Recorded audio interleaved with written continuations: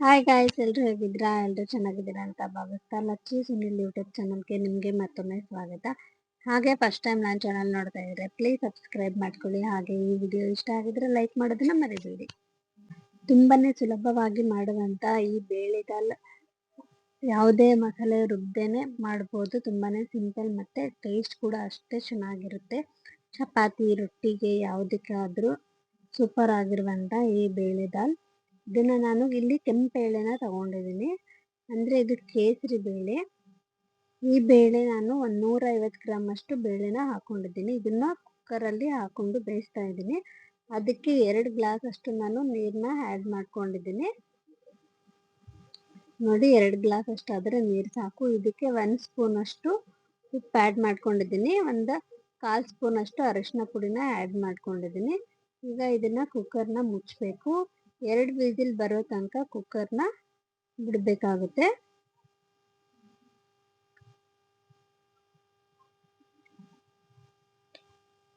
ನೋಡಿ, ಇವಾಗ cooker already 2 whistle ಬಂತು. ಇವಾಗ ಇದು ಸ್ವಲ್ಪ ತಣ್ಣಗಾದ್ಮೇಲೆ ನಾನು ಕುಕ್ಕರ್ನ ಓಪನ್ ಮಾಡ್ತಾ ಇದ್ದೀನಿ. ಜಸ್ಟ್ 2 ವಿಸಿಲ್ ಬೇಳೆ ಅಂತೂ ಸಾಫ್ಟ್ ಆಗಿ ಬೆಂದಿರುತ್ತೆ. ನೀವು ನೋಡ್ಬೋದು ಎಷ್ಟು ಸಾಫ್ಟ್ ಆಗಿ ಅಂದ್ರೆ ಅಷ್ಟು ಸಾಫ್ಟ್ ಆಗಿ ಬೇಳೆ. ಆಮೇಲೆ ಬೇಳೆ ಇದು ಸಾಂಬಾರ್ಗೆ, ಬೇಳೆ ಸಾಂಬಾರು, ಆಮೇಲೆ ಸೊಪ್ಪು ಸಾಂಬಾರ್ಗೆ ಅದಕ್ಕಾದ್ರೂ ಹಾಕ್ಬೋದು. ಟೇಸ್ಟ್ ಅಷ್ಟೇ ಚೆನ್ನಾಗಿರುತ್ತೆ. ನೋಡಿ, ಬೇಳೆ ಎಷ್ಟು ಸಾಫ್ಟ್ ಆಗಿ ಬೆಂದಿದೆ ಅಂತ. ಈಗ ಈ ಬೇಳೆಗೆ ನಾವು ಒಂದ್ ಸ್ವಲ್ಪ ನೀರ್ ಹಾಕೋಬೇಕು. ಅಂದ್ರೆ ಸಾಂಬಾರ್ ಎಷ್ಟು ಬೇಕೋ ನೋಡ್ಕೊಂಡು ಹಾಕೋಬೇಕು. ಆಮೇಲೆ ಈ ಸಾಂಬಾರ್ ಸ್ವಲ್ಪ ಗಟ್ಟಿಯಾಗಿರ್ಬೇಕು.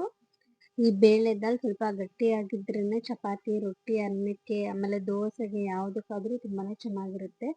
ತೆಳುವಾಗಿ ಮಾಡಬೇಡಿ. ಹಾಗಾಗಿ ಒಂದು ಮೀಡಿಯಂ ಹದದಲ್ಲಿ ಮಾಡ್ಕೋಬೇಕಾಗುತ್ತೆ. ನಾನು ಇದಕ್ಕೆ 1.5 ಗ್ಲಾಸ್ ಅಷ್ಟು ನೀರನ್ನ ಹಾಕೊಂಡಿದ್ದೀನಿ. ಬೇಯಿಸ್ಕೊಳಕ್ಕೆ 2 ಗ್ಲಾಸ್ ಹಾಕೊಂಡಿದ್ದೆ, ಅದು ಫುಲ್ ನೀರೆಲ್ಲ ಹಿಂಗೋಗಿತ್ತು. ಹಾಗಾಗಿ ಇದಕ್ಕೆ 1.5 ಗ್ಲಾಸ್ ಅಷ್ಟು ನೀರು ಹಾಕೊಂಡಿದ್ದೀನಿ. ಈಗ ಅದಕ್ಕೆ ನಾನು ಒಂದು ಒಗ್ಗರಣೆನ ಹಾಕೋತೀನಿ. ಇಲ್ಲಿ ಒಂದು ಪಾತ್ರೆಯಲ್ಲಿ 1 ಕಪ್ ಅಷ್ಟು ಎಣ್ಣೆ ಹಾಕೊಂಡಿದ್ದೀನಿ. ಅದಕ್ಕೆ ಒಂದು ಅರ್ಧ ಸ್ಪೂನ್ ಅಷ್ಟು ಸಾಸಿವೆ ಹಾಕೊಂಡಿದ್ದೀನಿ. 1/4 ಸ್ಪೂನ್ ಅಷ್ಟು ಜೀರಿಗೆನ ಹಾಕೊಂಡಿದ್ದೀನಿ. ಈಗ ಇದಕ್ಕೆ ಹಸಿಮೆಣಸಿನ್ಕಾಯಿ, ಖಾರಕ್ಕೆ ಒಂದು 5ರಿಂದ 6 ಹಸಿಮೆಣಸಿನ್ಕಾಯಿ, ಹಾಗೆ ಒಗ್ಗರಣೆಗೆ ಕರಿಬೇವಿನ ಸೊಪ್ಪನ್ನ ಹಾಕೊಂಡಿದ್ದೀನಿ. ಇದೆರಡು ಸ್ವಲ್ಪ ಫ್ಲೇವರ್ ಬರೋ ತನಕ ಫ್ರೈ ಮಾಡ್ಕೋಬೇಕು.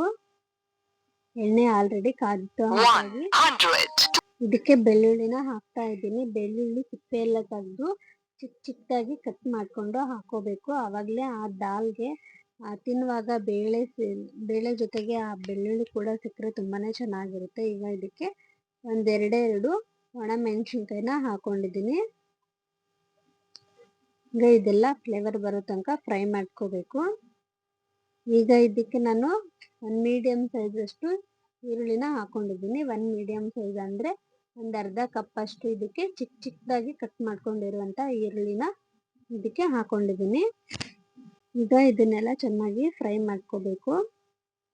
ಈರುಳ್ಳಿ ಎಲ್ಲ ಸ್ವಲ್ಪ ಬೇಯಿಸ್ಕೋಬೇಕು ನೀಟಾಗಿ. ಈರುಳ್ಳಿ ಬೆಂದ್ಮೇಲೆ ನಾನು ಇದಕ್ಕೆ ಒಂದು ಅರ್ಧ ಸ್ಪೂನ್ ಅಷ್ಟು ರೆಡ್ ಚಿಲ್ಲಿ ಪೌಡ್ರನ್ನ ಹಾಕ್ತಾ ಇದ್ದೀನಿ. ನಾವು ಹಸಿಮೆಣಸಿನ್ಕಾಯಿ ಮತ್ತೆ ಒಣಮೆಣಸಿನ್ಕಾಯಿ 2 ಕೂಡ ಹಾಕಿರ್ತೀವಿ. ಹಾಗಾಗಿ ನೋಡಿಕೊಂಡು ಒಂದು ಅರ್ಧ ಸ್ಪೂನ್ ಅಷ್ಟು ಹಾಕೋಬೇಕು. ಈಗ ಇದಕ್ಕೆ ನಾನು ಉಪ್ಪು ಆ್ಯಡ್ ಮಾಡ್ತಾ ಇದ್ದೀನಿ. ನಾನು ಆಲ್ರೆಡಿ ಬೇಳೆ ಬೇಯಿಸ್ಕೊಳಕ್ಕೂ ಕೂಡ ಉಪ್ಪು ಹಾಕೊಂಡಿದ್ದೆ. ಇವಾಗ ಒಗ್ಗರಣೆಗೆ ಈರುಳ್ಳಿಗೂ ಕೂಡ ಸ್ವಲ್ಪ ಉಪ್ಪು ಹಾಕೊಂಡಿದ್ದೀನಿ. ಸಾಂಬಾರಿಗೆ ಎಷ್ಟು ಬೇಕೋ ನೋಡಿಕೊಂಡು ಕೂಡ ಇದಕ್ಕೆ ಉಪ್ಪು ಹಾಕೊಂಡಿದ್ದೀನಿ. ಇನ್ನೊಂದು 1/4 ಸ್ಪೂನ್ ಅಷ್ಟು ಅರಿಶಿನ ಪುಡಿನ ಹಾಕೊಂಡಿದ್ದೀನಿ. ಈಗ ಇದೆಲ್ಲ ಚೆನ್ನಾಗಿ ಫ್ರೈ ಆಗಬೇಕು.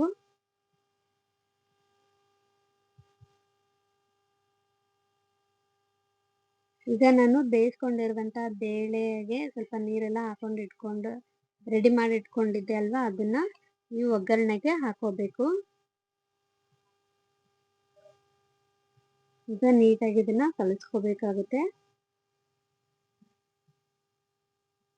ಚಿಲ್ಲಿ ಪೌಡ್ರನ್ನ ನೀವು ಹಾಕ್ತಾ ಇದ್ರು ಇದು ಸ್ವಲ್ಪ ಖಾರವಾಗಿದ್ರೇನೆ ಚೆನ್ನಾಗಿರುತ್ತೆ. ಹಾಗಾಗಿ ಚಿಲ್ಲಿ ಪೌಡ್ರ್ ಹಾಕಿಲ್ಲ ಅಂದ್ರೆ 1-2 ಹಸಿಮೆಣಸಿನ್ಕಾಯಿನ ಸ್ವಲ್ಪ ಜಾಸ್ತಿ ಹಾಕೊಳ್ಳಿ, ಚೆನ್ನಾಗಿರುತ್ತೆ. ಈಗ ಅದಕ್ಕೆ ಇನ್ನೊಂದು ಒಗ್ಗರಣೆನ ಹಾಕೋಬೇಕಾಗುತ್ತೆ ಸಿಂಪಲ್ ಆಗಿ. ಇಲ್ಲಿ ಒಂದು ಪ್ಯಾನ್ಗೆ ಒಂದ್ 2ರಿಂದ 3 ಸ್ಪೂನ್ ಅಷ್ಟು ಎಣ್ಣೆನ ಹಾಕೊಂಡಿದ್ದೀನಿ.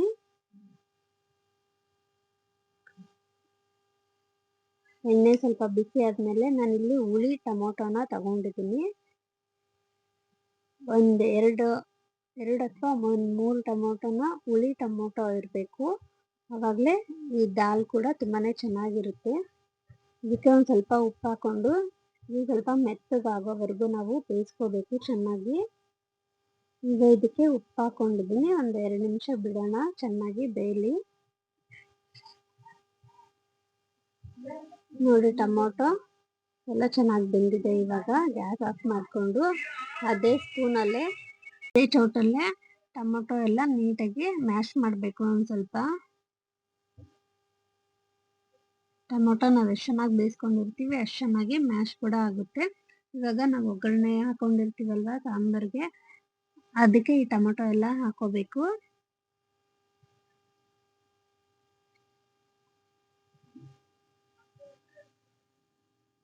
ಅದಕ್ಕೆ ನಾವು ಎಣ್ಣೆ ಕೂಡ ಹಾಕಿರ್ತೀವಲ್ಲ ಅದು ಕೂಡ ಹಾಕೊಂಡ್ರೆ ಟೇಸ್ಟ್ ಕೂಡ ಚೆನ್ನಾಗಿರುತ್ತೆ. ಇವಾಗ ಇದನ್ನೆಲ್ಲ ನೀಟಾಗಿ ಮಿಕ್ಸ್ ಮಾಡ್ಕೋಬೇಕು.